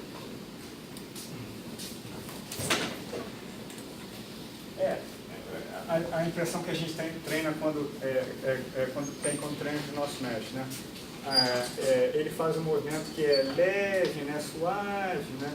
Parece que ele não está fazendo nada, uma expressão serena, tranquila, e o efeito que a gente tem da pancada é devastador, né? Quantas e quantas vezes a gente Shikanai Sensei já não arrancou a espada da nossa mão, né? A gente nem ouve o barulho do contato da arma e a espada é arrancada da nossa mão, a revelia, a porrada é tão forte, é tão intensa que a arma é arrancada da nossa mão, tamanha a energia que é projetada no ataque que ele desfere. Né? É mais ou menos a representação disso. Metsuke também é muito importante, né? Quando você controla o centro, é o princípio de do foco no olhar, né? O olhar é muito importante, muito embora seja um componente também que você tem que saber modular, né? Para não ser capturado pelo olhar do outro, né? Você não pode olhar para a espada, nem olhar para o olho do inimigo, senão ele rouba a sua energia, né? Olhar para a espada você não consegue ver o entorno, você fica preso no foco, e quando você olha para o olho do oponente, ele rouba a sua energia mesmo, né? E aí você não consegue mais modular certas coisas, né? Então, Metsuki, né, é olho, né? Isso aqui é como se fosse controlar, né? Controlar o olhar, né? E é exatamente isso, você vê tudo, você consegue ver tudo, ao mesmo tempo que você não revela nada, né? Você tem esse tipo de visão, né? Quanto mais o olho se fixar em um ponto particular, mais limitado o seu campo de visão. Então, você fica olhando para a espada, você não vê todo o resto, você fica focado num ponto só e perde a perspectiva da visão periférica. E aí você acaba morrendo, porque outra coisa que eu preciso falar do Zanshin, né? O Will Sensei falou isso para a gente para esse ano. O Zanshin não é só o controle do adversário aqui, né? A atenção no adversário, mas também é ficar atento ao surrounding, né? Ao seu entorno, né?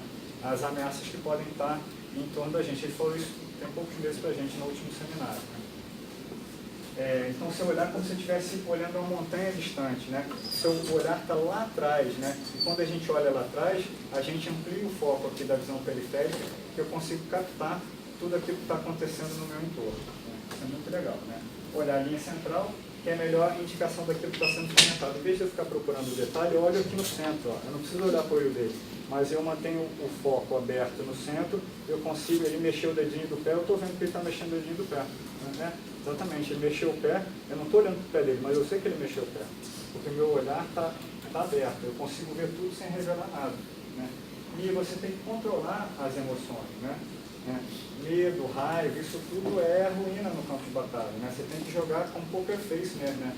Controlar os seus afetos e jogar com um nível de serenidade muito alto, né? Então você não pode revelar as emoções através dos olhos, né? Seus olhos vão sempre te trair, mas na verdade, isso aqui é difícil, você precisa não sentir, eliminar o afeto, né? Essa aqui é a parte difícil, né? Eliminar o afeto, você não sentir, e quando você sente aquilo é revelado pelos olhos, pelo seu corpo, pelo seu medo, pela sua raiva. Então é difícil você controlar o seu afeto de modo a você não revelar as suas intenções e as suas emoções, né? Esse aqui é o segredo do Metsuki. Shisei, né? Shisei não é à toa que é o nome do meu grupo de Aikido, né, do nosso dojo, né, que justamente tem esse sentido de postura física, né, você está bem postado, alinhado, centro de gravidade, né, e tal, peso bem equilibrado. Shizen Hontai, que é a posição do judô, que você possa se movimentar para todos os lados, né, de maneira rápida e segura, né, para cá, né, o corpo todo vindo de uma vez só, né, Shizen Hontai, a movimentação do judô, né, mas também o cultivo de uma atitude mental, né? De uma postura mental, que justamente envolve a mente flexível de Unanshin, envolve Zanshin, envolve Metsuki, envolve uma porção de coisa que é justamente o cultivo do futuro, né? Na postura mental, que é aquilo que vai fazer diferença, né? Numa situação de combate, no sucesso do combate, né? E sempre lembrar, né, que a estética ela tem que estar a serviço da técnica, diferente das artes modernas, que elas são muito bonitas esteticamente, mas elas são pouco eficazes do ponto de vista combativo, né? No Koryu, ela tem que funcionar, né? E porque ela funciona, ela fica esteticamente bonita, tá? A estética está a serviço da técnica, e não o contrário. Não adianta nada ela ser bonita e não funcionar para nada, você acabar morrendo. Então, de tão eficiente que ela é, você fala, caramba, que coisa bonita, né? Rápido, simples e funcional, e torna a coisa esteticamente, plasticamente muito bonita, porque ela funciona bem, né? Então a estética está a serviço da técnica e não ao contrário. Mais ainda o estudo dessa postura mental. Ma'ai, né, é o controle das distâncias, né? Isso aqui é muito difícil, né? O timing e o distancing é um dos cálculos mais difíceis que a gente tem que fazer, é o spacing, né? É o cálculo da distância combativa, né? Como é que você fica perto o suficiente, mas não fica tão perto para não ser acertado. Você entra na área de combate do cara, né? Mas você não deixa ser acertado. O cálculo do Ma'ai é muito difícil, né? E o que determina isso? A maneira como você empunha a arma, né?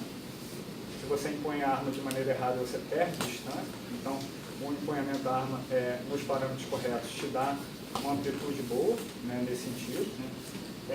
A diferença nos alcances das armas usadas, totalmente é mostrado, a espada é um pouco menor, né? Então essa diferença no alcance torna o jogo mais competitivo, mais taticamente mais eficiente. Uso mono-ult, que são os 20 últimos centímetros da espada, onde você corta efetivamente, né? Normalmente a gente não corta com essa parte aqui, ela serve muito mais para bloquear, para defender. O corte é feito com essa parte da lâmina, chamada mono-ult, onde está o fio mesmo, está a parte mais afiada. E essa expressão aí que a gente encontra na literatura, que é muito interessante para definir uma área, né? Se o cara puder cortar o meu tecido, é porque eu posso cortar a pele dele.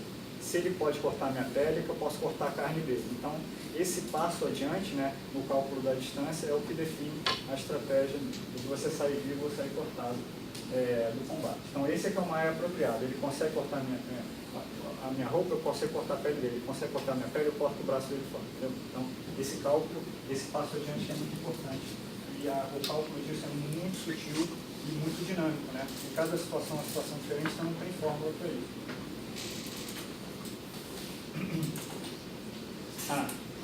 Esse é o Shimizu Sensei e esse é o Kamiroda Sensei. Num movimento de transição, esse é muito bonito, a gente vai tentar demonstrar ele agora, né? Um movimento de transição onde ao mesmo tempo, né, Shimizu Sensei corta, mas depois vai fazendo a demonstração para dar uma materialidade disso, né? Ao mesmo tempo, o Kamiroda Sensei faz um movimento simultâneo de evasão, ele sai do corte, escapa do corte e toma o centro. Olha como está diretamente controlado, mirando no olho dele, né? Ele consegue evadir do corte, tomar o centro, controlar o centro e dominar o oponente, né? E tem uma técnica onde a gente estuda isso, Kage o Kan. Kage não é o Kan. Eu vou errar, vou te botar no bastante. Essa técnica é difícil pra caramba. Até hoje a gente está passando terreno, né? Kage no corta antes, né?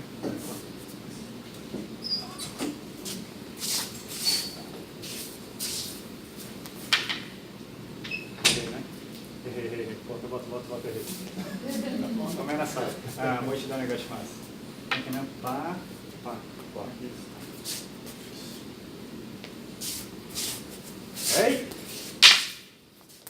Ei!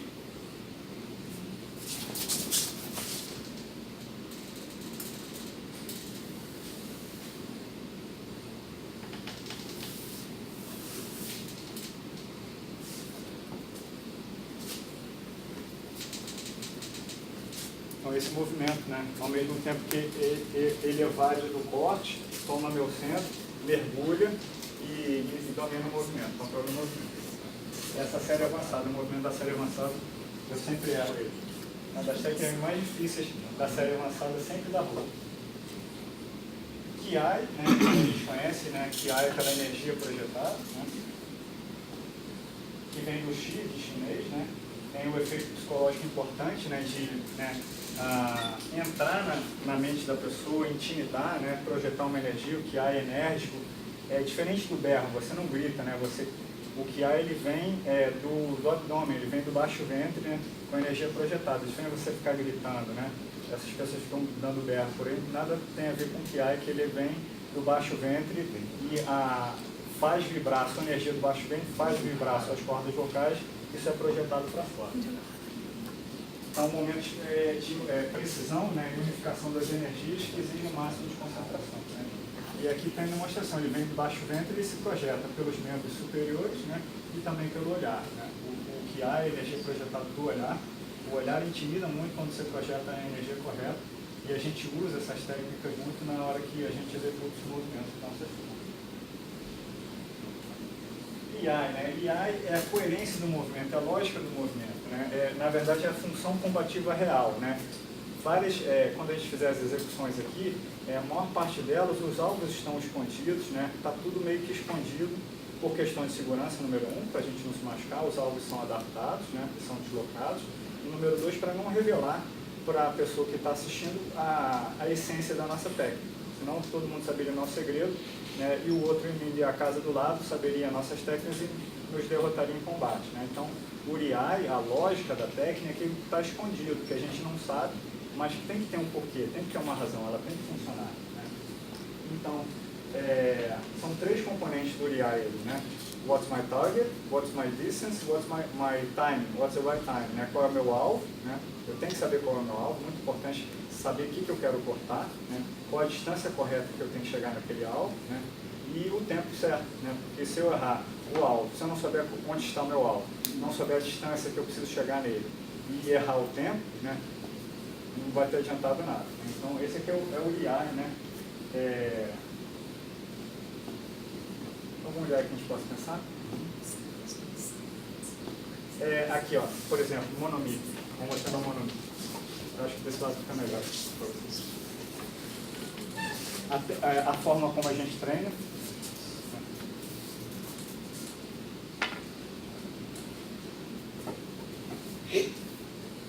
A gente ataca no pulso, tá? Só essa forma, tá? E o Uriai, né? O Uriai seria isso.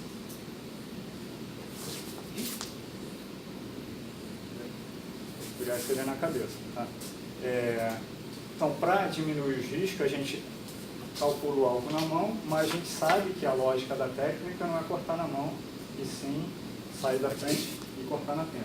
Tá? Esse aqui é o Uriai, seria a lógica, o sentido verdadeiro da técnica, mas no kata, por questões de segurança, a gente muda o alvo e treina a pontaria na mão, mas quando a gente precisar, a gente vai na cabeça, porque a gente sabe que o alvo correto está na cabeça. Esse aqui é o Uriai, esse aqui é o sentido da técnica. A coerência da técnica. Tem o Shaman também, né? O Shaman é bom porque a gente estuda, eu acho que desse lado fica melhor, né? Shaman é uma técnica moderna criada pelo Shimizu Sensei, inserida no CT Judô. Ela não faz parte do currículo original, mas é uma técnica interessante, tá? Só esse componente aqui. O cara corta na linha central e a espada se desloca para acertar a têmpora, né? Então a técnica é mais ou menos assim. Né? O kata completo, Ei! Ah!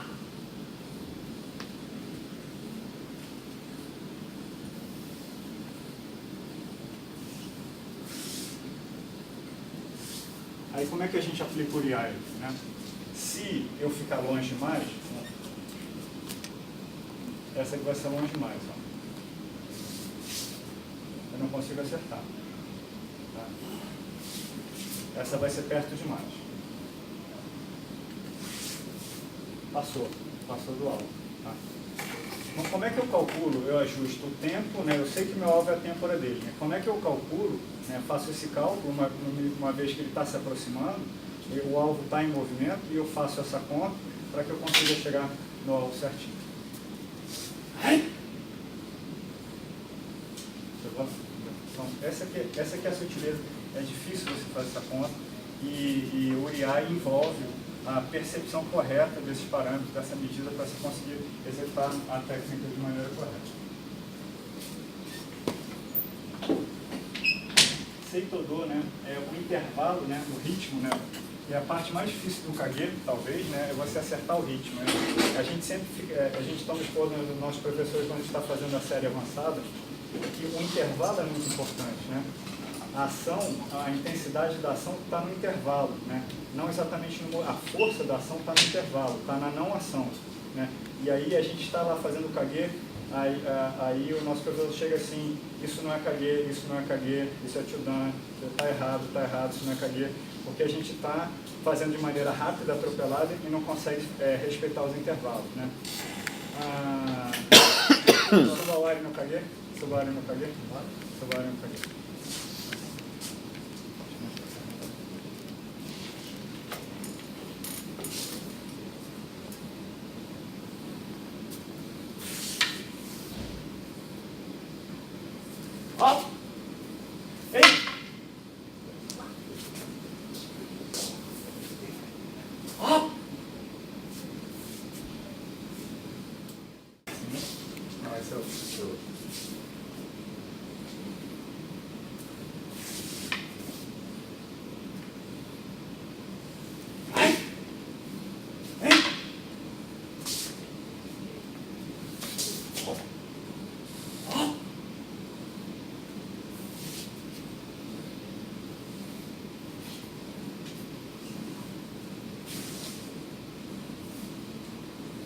Sensivelmente melhor, né? Está longe, está bom, mas está um pouquinho melhor.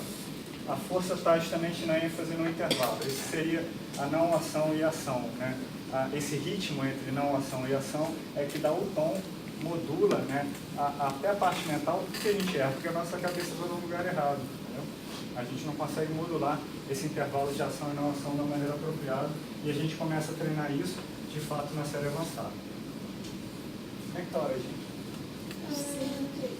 6h13? Tá,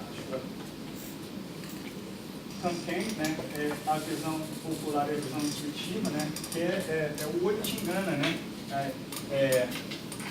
O Phil Sensei fala assim, you're looking but you're not seeing, né? Você está vendo, mas você não está enxergando, né? O olho está vendo, mas você não está enxergando. Então, você tem a visão ocular, né? Mas é o que você está vendo, mas o que você está enxergando é a sua intuição que está te dando. É isso que faz a diferença no que a gente está chamando de Kanken, né? É justamente você usar a intuição, porque seu olho te engana, né? Seu olho está te dando a informação trocada, e é importante a gente pensar, a gente usar a intuição sem se deixar levar para aquilo que o olho está percebendo. O Doshin, né, que é a mente inamovível, né, você está lá, né, não é uma mente paralisada, né, mas você está firme, né, você está firme na sua posição mental e nada vai tirar daquele fluxo, daquele movimento. Essa aqui é a mente inamovível aí do Fudoshin, né, que a gente trabalha aqui, né. Não é você ficar paralisado, é sim você está sempre em movimento. Se você está sempre em movimento, nada vai tirar daqui.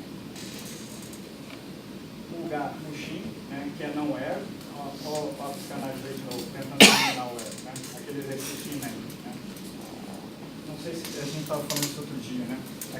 Aquela assim, você ficar pensando assim, eu não vou pensar, eu não vou pensar, eu não vou pensar, pronto, já está pensando, já morreu, entendeu? Já morreu, né? Você não pode pensar mesmo, entendeu? Eu não vou pensar, eu vou cortar, eu não vou ele morreu, já era, morreu. Né? Você não pode pensar de maneira nenhuma, é all, né? Não pode, você tem que esvaziar o que você pensou, você morreu. Né? E essa aqui é a dificuldade de você chegar nesse estado de mu, né? De negação, de esvaziamento.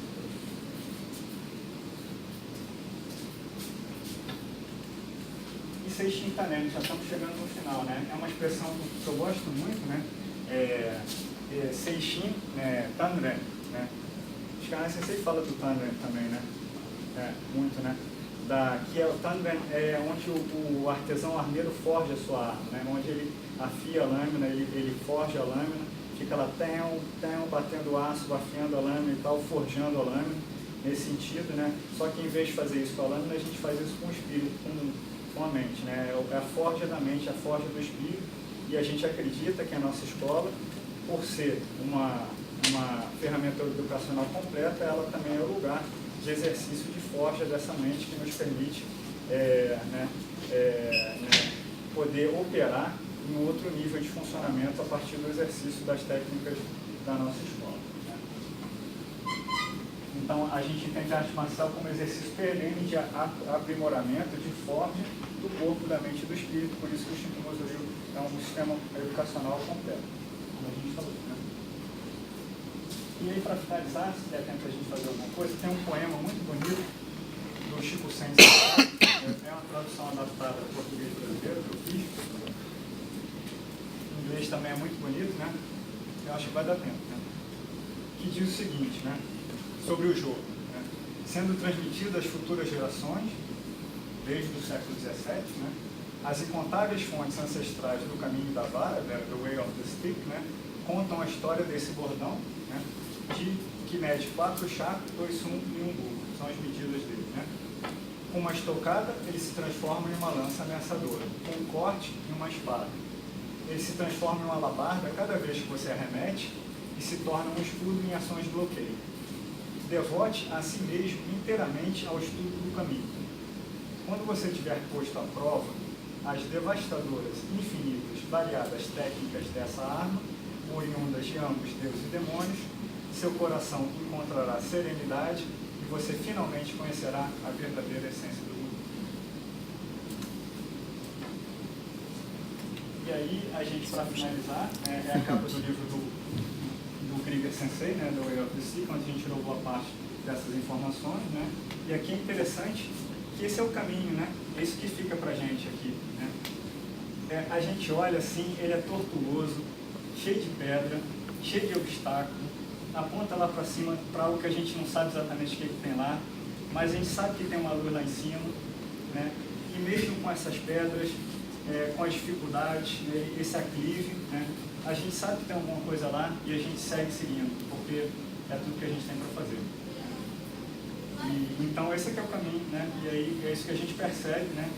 Com o estudo dessa arte, e acreditando que lá em cima a gente possa chegar num platô e aí vai ter mais uma subida, e aí vai ter outra luz e mais outra subida, e aí a gente vai seguindo até onde a gente tiver saúde e energia para perseguir isso que a gente estuda nessa técnica. Aí eu deixo as referências. Como é que está a hora aí? 6h20? Mais 10 minutinhos, acho que dá. 10 minutinhos? Acho que dá para a gente fazer. A gente queria terminar com a demonstração. Rapidamente, não vai dar para fazer tudo, tá?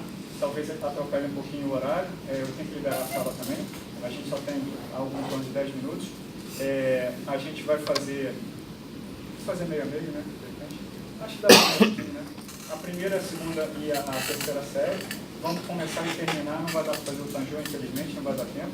A gente vai começar com a saudação tradicional, o Reiki, vai começar e terminar com a saudação tradicional, que faz parte da etiqueta, né, da nossa escola. E para vocês terem uma perspectiva disso tudo que a gente falou, a série básica, a série intermediária e o resumo, a terceira série é um resumo das séries anteriores. Tá? O Gliber é sênior, então ele vai começar na espada. Deixa eu aumentar a cara, tá? Tem a ordem direitinho, tá? Então, Reiki, depois o Teichudan e Iranai.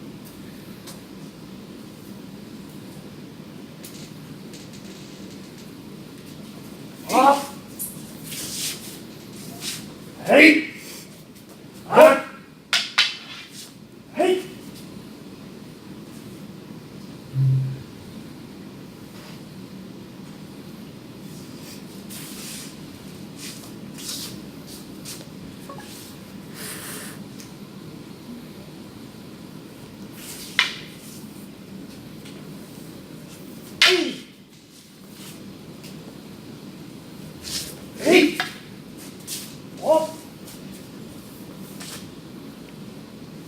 Ei! Ei! Oh! Ei!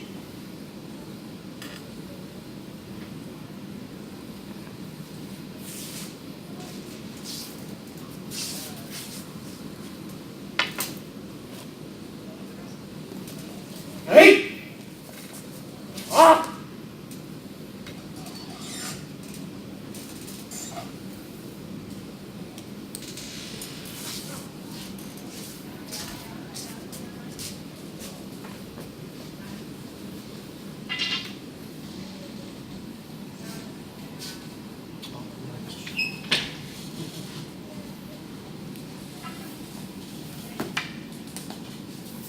Ei!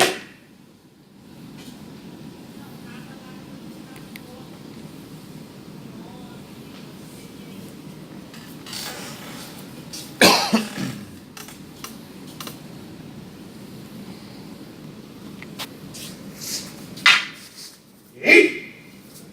Oh! Ei! Ei!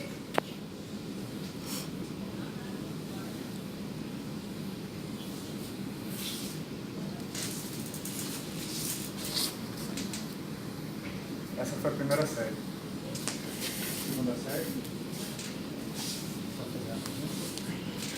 Nossa.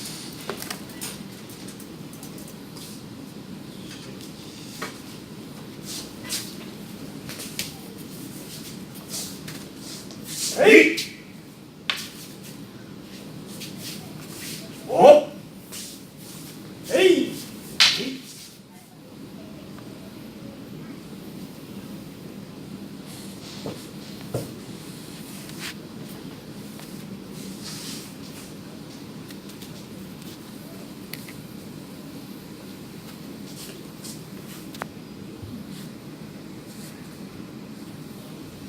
Oh!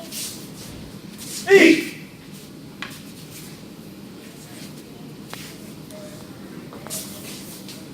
Ei! Ei!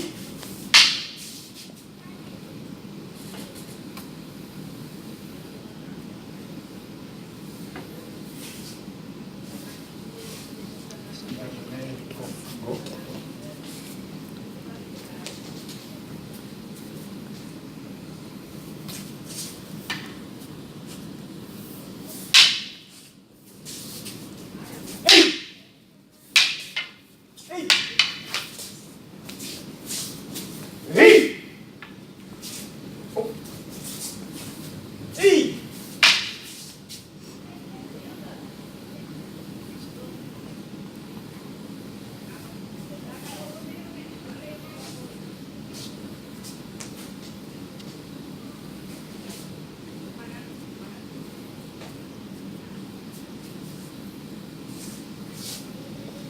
Ei! Ei! Ah! Ei!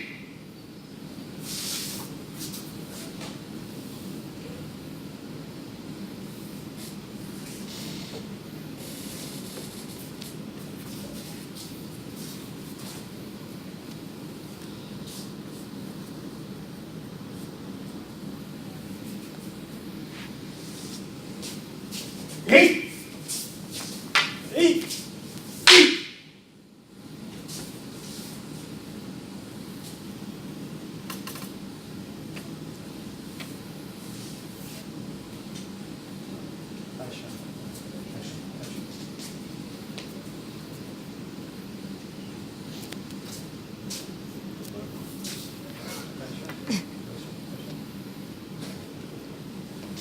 Ei! Ei!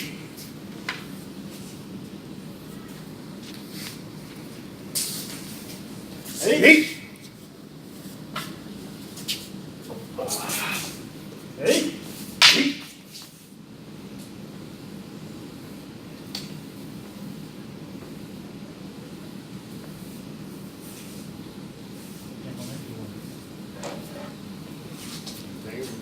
Oi?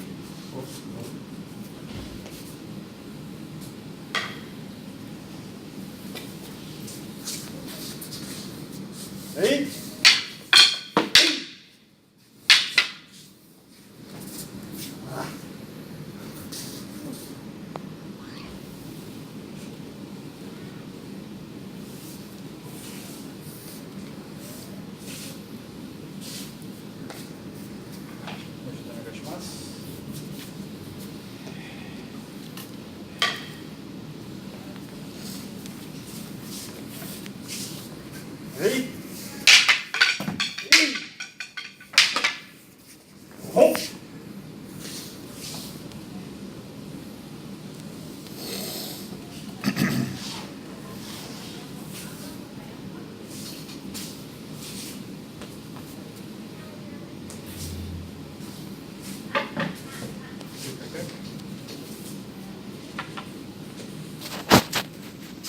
Ei! Rápido!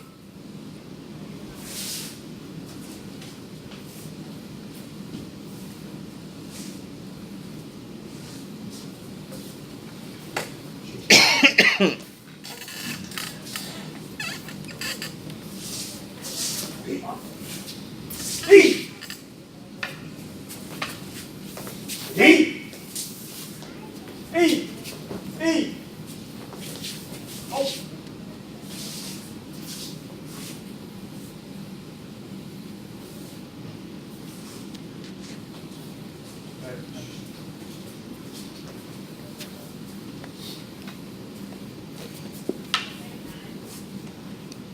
Ei!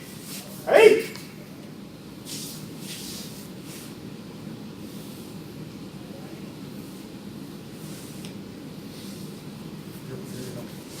Vem. Ei! Ei! Ei! Ei! Ei!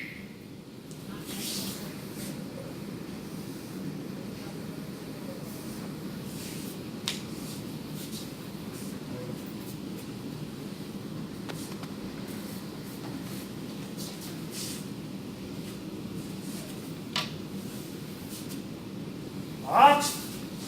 Hey! Hey!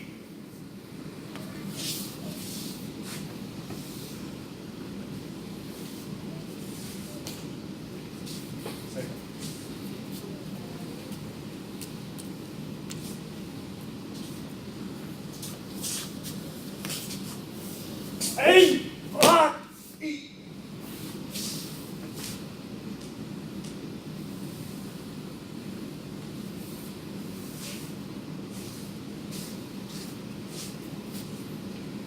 Essa é a sua segunda série, aí para finalizar, a terceira série, que é um resumo das séries anteriores da NAI.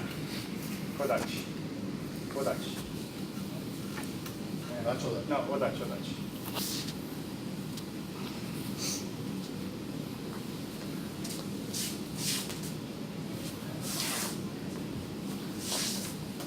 Ei! Ei! Ei! Ei! Ei! Ei! Ei! Ei! Ei! Ó! Ei! Ei! Ei! Ei!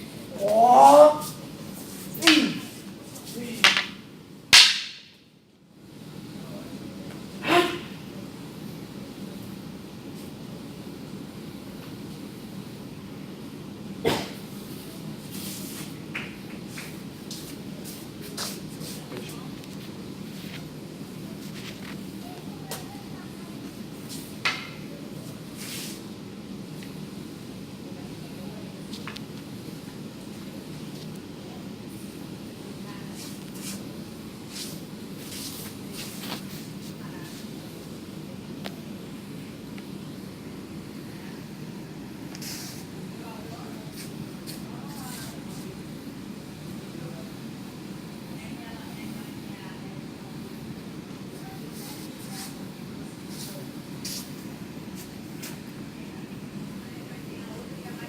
Então, obrigado por vir mais tarde.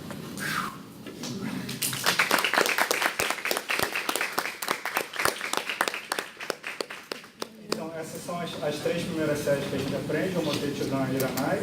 É um resumo das séries anteriores. E, infelizmente, a gente estourou nosso tempo. Acho que está em cima da hora, tem que liberar a sala. Mas, de toda maneira, eu agradeço muito a oportunidade de ter vindo aqui dividir essa experiência com vocês. Se rapidamente alguém tiver alguma questão, quiser colocar, acho que ainda dá para a gente estender um pouquinho e conversar. E a gente quer agradecer o líder. Lembrando uma coisa, gente, nada do que vocês viram aqui estava ensaiado, tá? A gente mostrou para vocês como a gente treina, tá? Então, quando a gente errava, a gente volta, né? Não teve ensaio, não teve preparação. É assim que a gente treina, é assim que a gente trabalha, tá? Então, é isso. Parabéns.